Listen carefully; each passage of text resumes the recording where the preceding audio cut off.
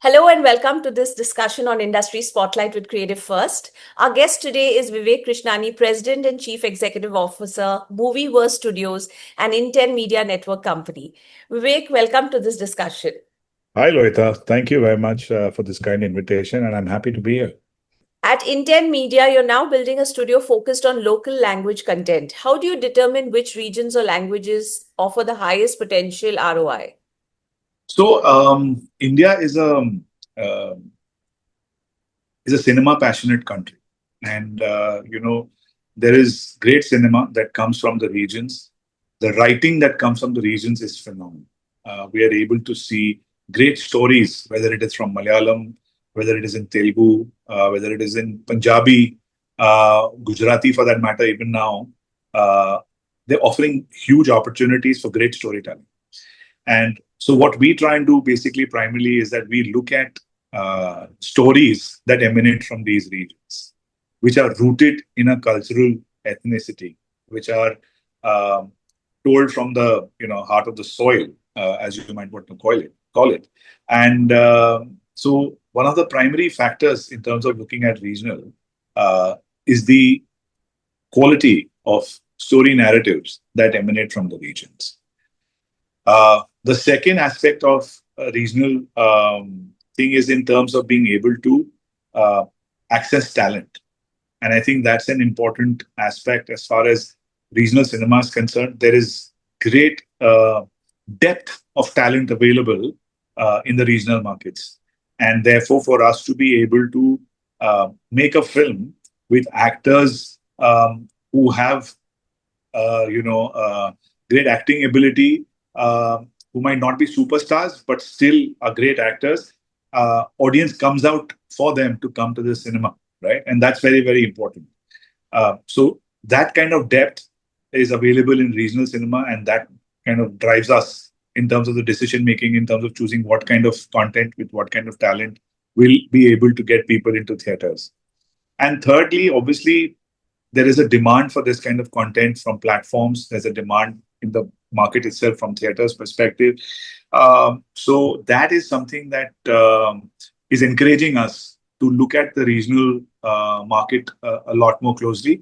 Also, the beauty about regional market is that when you look at regions, there is a we are able to isolate our content distribution, and therefore our marketing spends are not that huge compared to a Hindi cinema in that sense. And therefore, with a limited marketing budget, you can create the desired impact.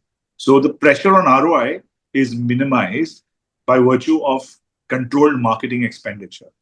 So which is why I think these are the decisions that we keep in mind while choosing which kind of content in which language works, what is the talent accessibility, and therefore what are the platforms asking for, what kind of content demand is there from, and the first and most important point is there a good story we have to tell. How do you balance creative risks with commercial viability when greenlighting a project, especially if it's a regional project, from the point of view of not only local appeal, but more importantly, international appeal?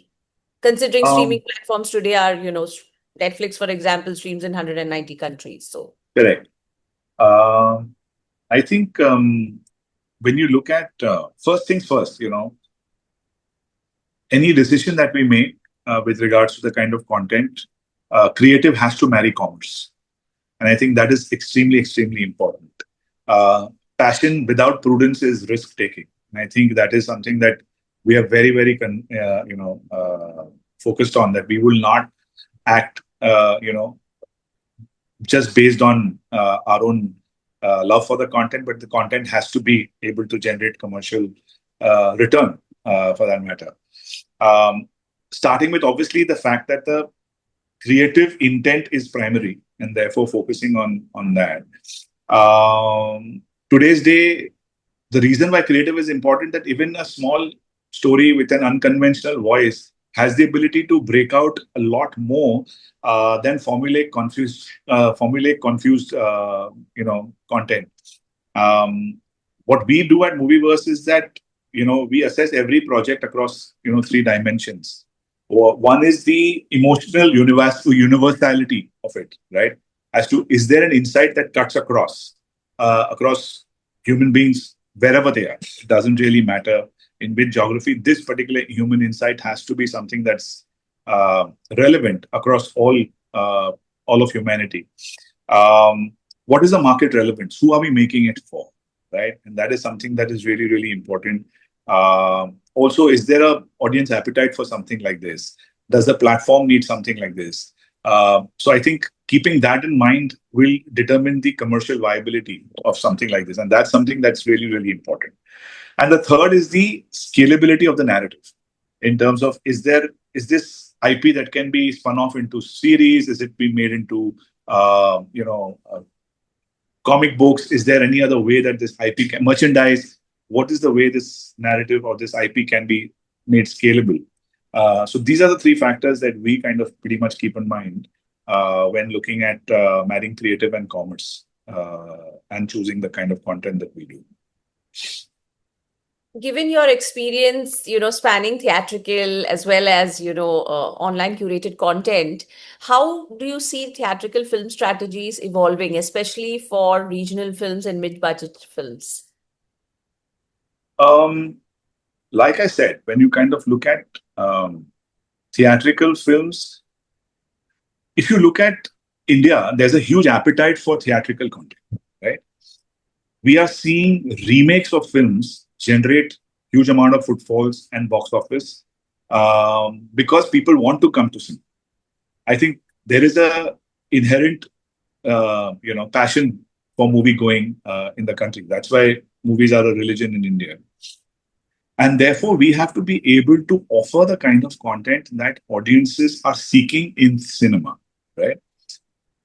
What is happening now is, because of COVID, audience across has got exposed to so many different kinds of content, genres of content, whether it is Korean content, whether it is Japanese content, whether it is the Hindi audiences with South Indian content and South Indian audiences with, Spanish content, or any of the content. There is a huge amount of content consumption that happened during. So audiences have become very, very smart when it comes to deciding what content now they want to watch in the theater, what content they would like to watch on OTT. It's movie going in India is a pretty kind of it's a little bit of an expensive proposition, and therefore the audience tries to find a value in the content that's that's playing in cinemas, and then tries to do a quick math and say, okay, whether does it justify me spending this kind of money coming to the theater, or should I come onto OTT and watch it whenever it comes out later. So the onus is now on the content creators to be able to create the kind of content that will basically get people into cinemas. We are seeing a huge amount of great content come from the south, where people are coming into cinemas in a big way. Also, Hindi cinema, whether it is a film like Chhawa or recently like a Sitare Zameen Par, both unconventional subjects, but has captured the imagination of audiences and basically drove them into theaters in large numbers. So there is definitely a market there. Even regionally, I think each of the regions has the ability to get people into theaters, and therefore identifying the right story for each region, like what we are doing here at Movieverse, is being able to figure out what kind of content is going to appeal to which audience in which market. So if I'm making, say, hypothetically, a Gujarati film, then I need to know what kind of subjects a Gujarati audience will like. If I'm making a Malayalam film, I need to know because the sensibilities are very different from region to region. So you have to have a slightly data-driven approach or a audience understanding, which will then hold you in good stead when you're commissioning content and in a way that gives you the bang for the buck.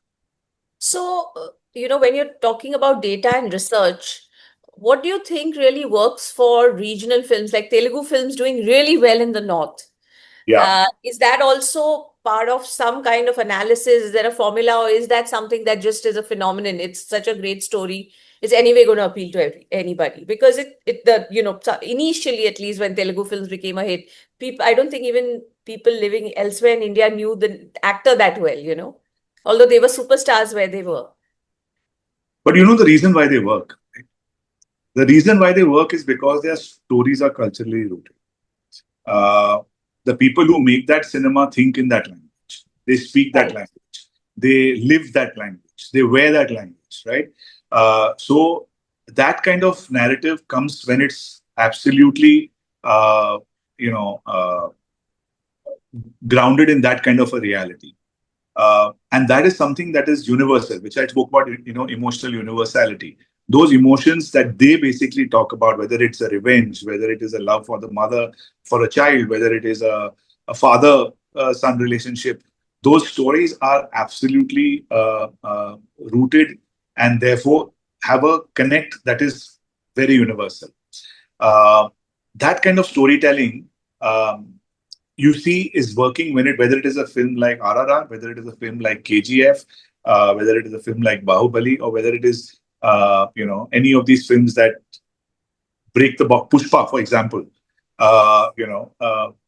These are stories that are based on human insight, and that human insight travels where it doesn't matter. It travels beyond geography. In Hindi, what's happened, unfortunately, and very interesting anecdote I heard once, that somebody asked Rajamouli sir that why do you work with writers largely that are from Hyderabad or from the South markets? Why not somebody from the Hindi speaking markets? And he said that I'd like to work with writers who are rooted, and that is, I think, very, very important. It kind of talks about storytelling and a narrative that big directors are actually looking for stories that have this kind of son of soil kind of feel.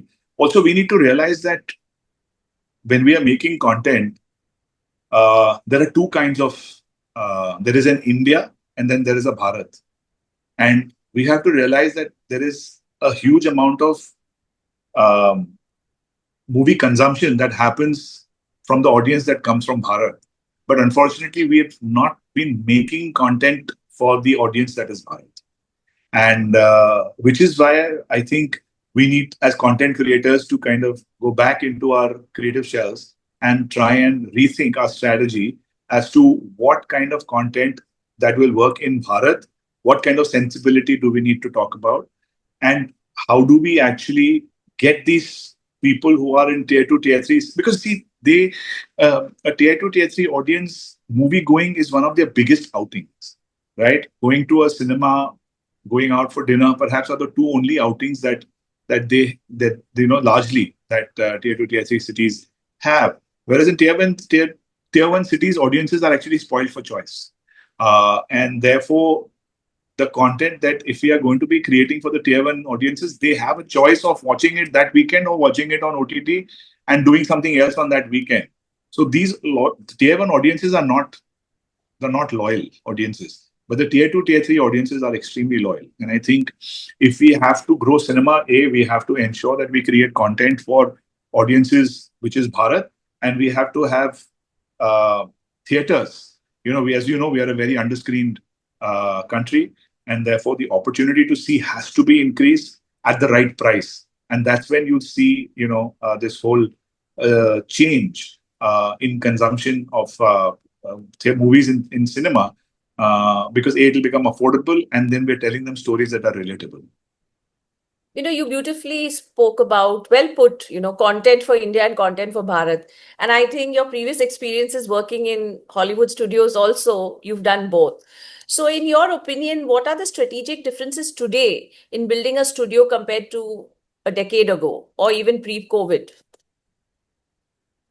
So when you look at a decade ago, right, stories were largely, studios were going behind stories that were star-led theatricals, which they had distribution muscle and they had the ability to do marketing spends, and therefore primarily theatrical was the only revenue that they were focusing on, and the theatrical, the non-theatrical revenue in terms of satellite and digital, satellite first, a decade ago, satellite was something that was given more weightage. As the advent of OTT started coming, now OTT started taking precedence, and satellite started taking a back seat as far as revenue streams are concerned.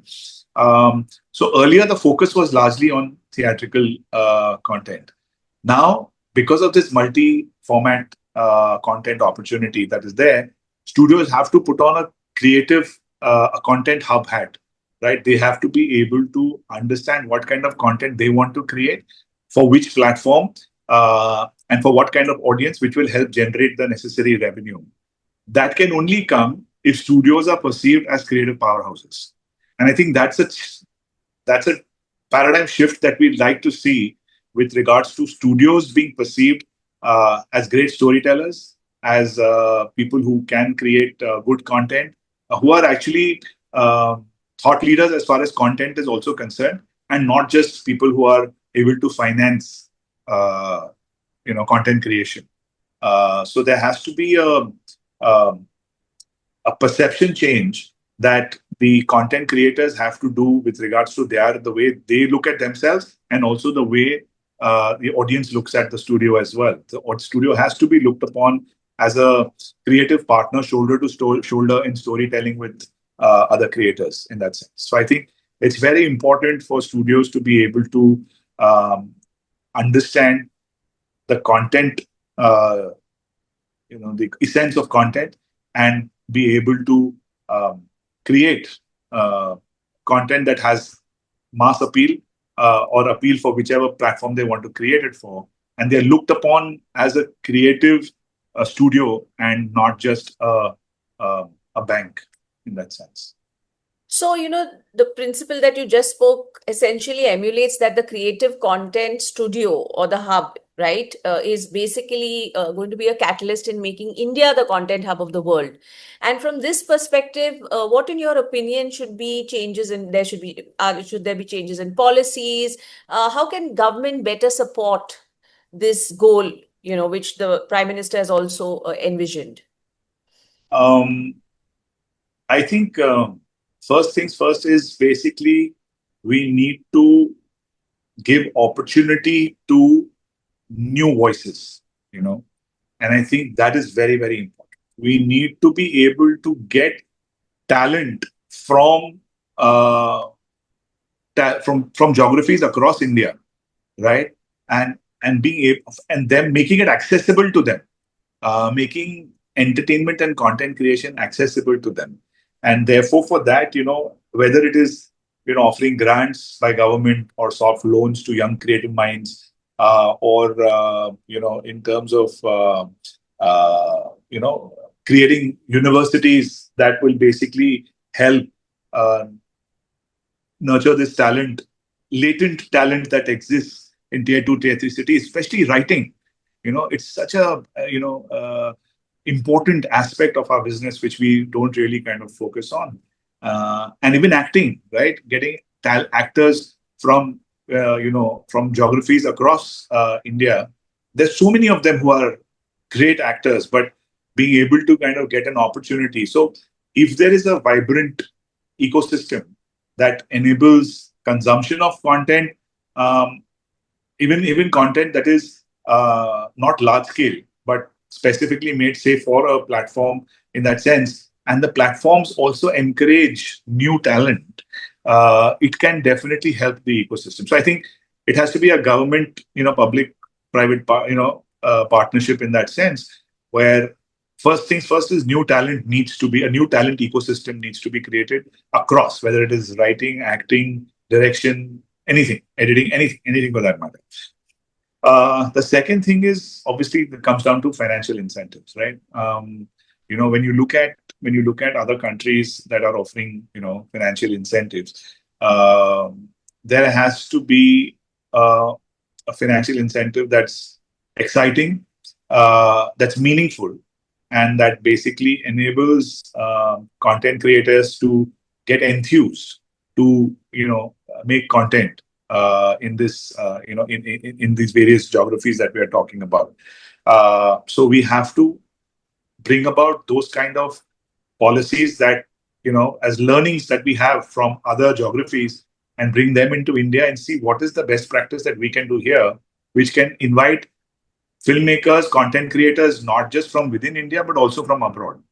Make it a very viable or a what do you call it? Financially lucrative uh, engagement, with regards to the government.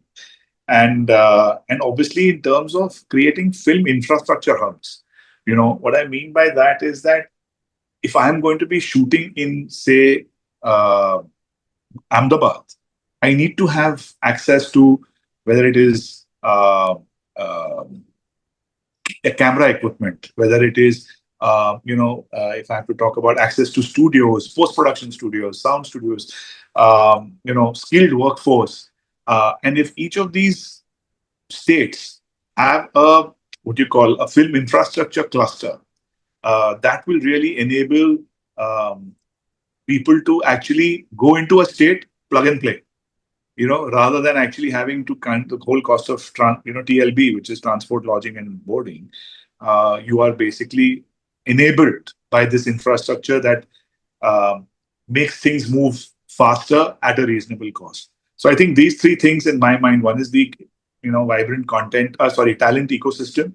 Second is a pan-India film incentive program, which can attract Indian filmmakers to various geographies, as well as which is happening now. In fact, the government is making the right steps. Whether it is states like Jharkhand or MP, or Haryana. I mean, they are kind of offering incentives to filmmakers.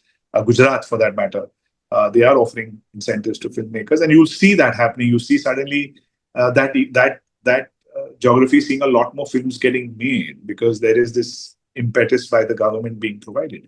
So the second aspect is the Pan-India film incentive, and the third aspect is film infrastructure clusters that will basically enable smoother execution of filmmaking or content creation in the various geographies across India.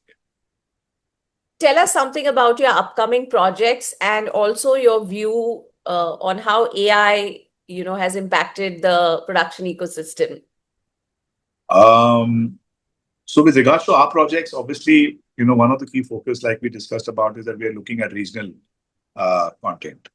And we have a Tamil film that we're doing with Nayanthara at the moment, which is about to start shoot in a few months' time. We have a Telugu film, which is about to be released in about a month's time from now. We're working on a Malayalam film as well. Plus, we are also looking at other languages, whether it is Punjabi, Gujarati, for that matter. So we are obviously focusing a lot on the regional narratives. When it comes to the Hindi narratives, we are working on a couple of very interesting projects, again, which where we are able to say stories that that I've been talking about, say stories that will excite Bharat. And we've in fact just signed on Prasoon Pandey, who's one of India's leading visionary ad filmmakers. Yes, I saw a lot of. I saw you everywhere on that piece. That's great, So, yeah. So we are trying to enable this from 30 seconds to say 2 hours. Exactly. And I think this is what I was talking about. Creating a cohesive talent system where there is talent available in ad filmmaking. Why don't we bring them to cinema? And I think it's been happening in the past. We've seen so many good ad filmmakers. Shoojit, for example, is making some fantastic films, and now Balki, for that matter, right? And now we're working with Prasoon because we believe that he has a fantastic mind and the ability to say stories that India will want to see and hear.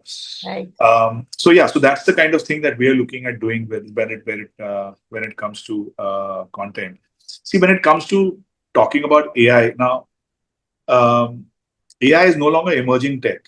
It is actually here, right? We have to be aware of it. We have to take cognizance of it. It is being used in various aspects of it, whether it is dubbing, whether it is in creating lip syncing, whether it is in terms of script adaptations or script breakdowns and stuff like that, or creating production budget plans and so on and so forth. Yes. It's being used in these kind of things. Also from visuals perspective, it is being there, but obviously it still has it's at early stages where it's able to create content for long format with consistency, in terms of the character way the character looks, the environment looks, the interplay between characters. So it's a little, in technology parlance, it might seem like it's a long way away, but when it comes to technology, nothing is long way away. Things can happen overnight, and we're seeing that happen with one AI tool being launched after another, one better than the other.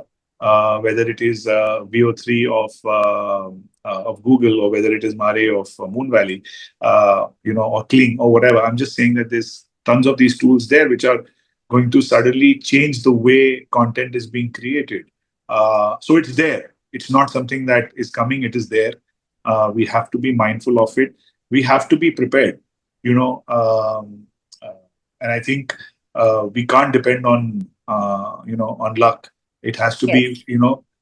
This is something that we have to. We're seeing it happen, and we have to gear up for what kind of challenges will come up when it comes to being able to bring AI to the table, in terms of creation of content, what it will do from a cost perspective, what it's going to do from speed perspective, quality perspective. So obviously these things are going to be value adds that will come, and we have to be wise as to how to be able to use it to create compelling content. Thank you so much, Vivek, for this amazing discussion. A lot of insights, and what really stuck on was the India and the Bharat piece. I I'm look glad. forward to your upcoming, films, all your projects. As Thank you. usual, I'm sure all of them will be very interesting. Thank you. Thank you very much, Rohit. Always a pleasure Thank talking you. to you, and thank you for thinking of me. Yeah. Thank you.